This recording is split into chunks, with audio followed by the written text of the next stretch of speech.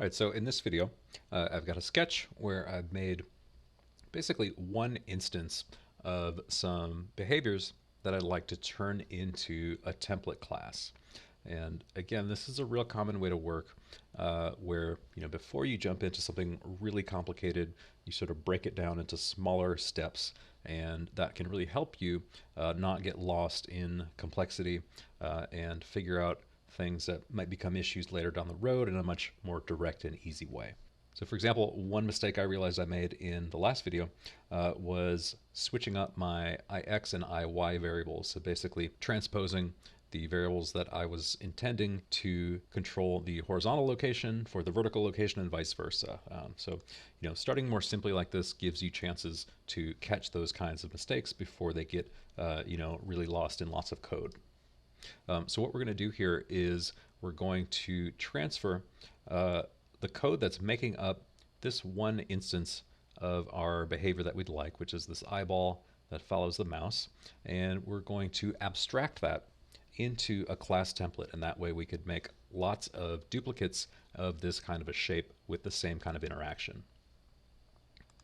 So outside of any of my blocks, so outside of my function draw, outside of my setup, I'm going to set up a class template. So I'll just make myself some more room here, starting with the keyword class, and I'll give this a name. And usually you want to start your class names with a capital letter. That just makes it a little bit easier to distinguish from other things in your code like functions. So we follow that with open curly bracket, close curly bracket, and then all of our methods are going to live inside of this code block. So I know for sure I'll need a constructor method. So I'll get the shell of that. And I also know that I'm going to need a method to look at the mouse, or to look at a point that we're feeding to all the instances of this object. So I'm going to make a method here called lookAt. And we'll come back to that later, but this is just helpful, in terms of kind of giving yourself an outline for the behaviors and the methods that you want to try to set up. And I'm not just making those up. I'm thinking about it from the work that I've done already, setting up one version of this behavior that I'm looking for. So in our constructor, I need to think through how I want to get all of these variables that will belong to each instance of my object translated in there. And so one good place to start is to just copy this list. That'll go inside my constructor. And since I want all of these to be instance variables, I need to preface all of them with the this dot syntax. So I'll have the angle that belongs to each instance. I'll have the center of the white that belongs to each instance, the distance for the pupil to remain on the eye, the diameter of the pupil, the diameter of the white, and the x and y locations of the pupil itself. So those are the variables I'll need to set up when I run my constructor. And probably it makes sense to pass in some arguments to my constructor method that are going to determine where on screen the instances of this object will go. So I'm going to set up two parameters here. I'll call these new x and new y. And then I can pass those along to my instance variables just by setting them equal to each other.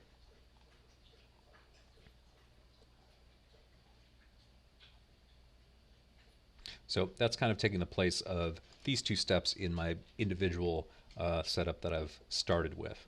The next things I want to tackle are the diameter of the ellipse that's making up the white and the ellipse that's making up the pupil.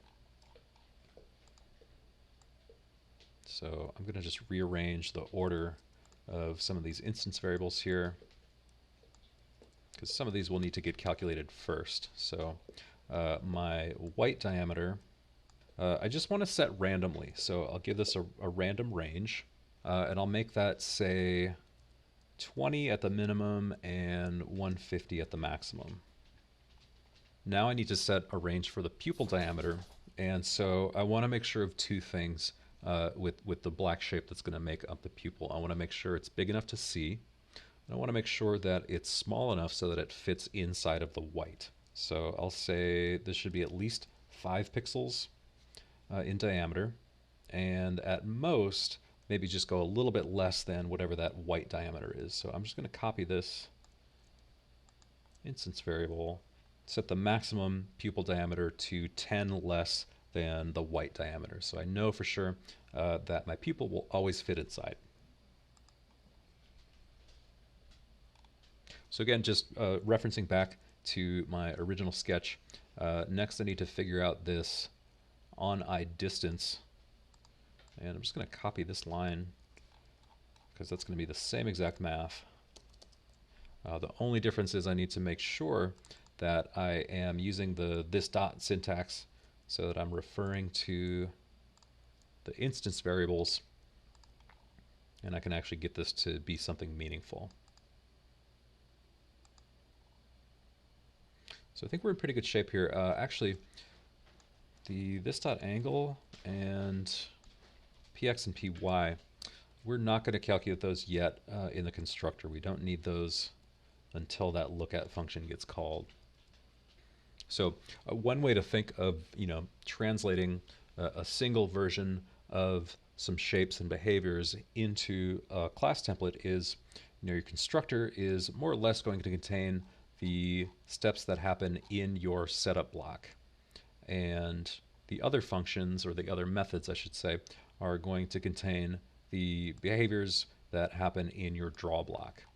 So that's what we'll focus on here in the look at block.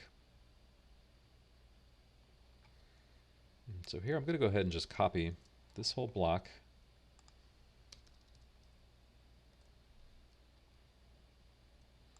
And we'll get our indentation correct. So again, I just want to make really sure that I'm using the this dot syntax on all these variables. And that way my methods will actually be able to work. So if I don't include this,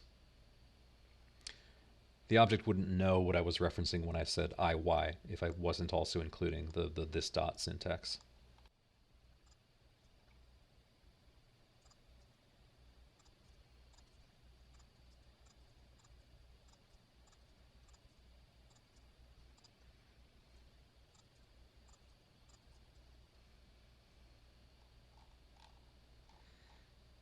And I also need to get these fill settings and the ellipse that's drawing the white.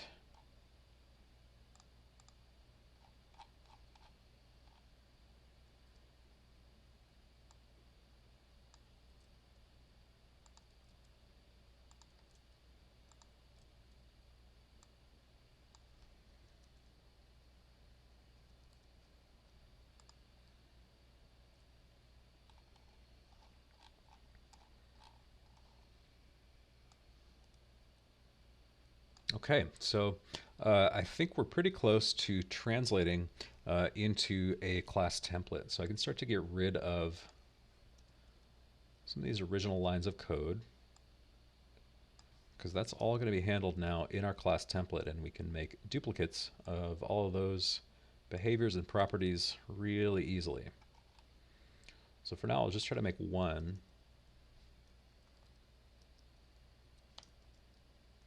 And I'll go ahead and set up a variable called myEye. And I'll initialize that with the new class name syntax. So call this new eyeball, and we'll set it at width over 2, height over 2. So we'll put it right in the center of the screen. And we're not seeing anything yet, and that makes sense to me because we're not calling that look at method yet. So in our draw loop,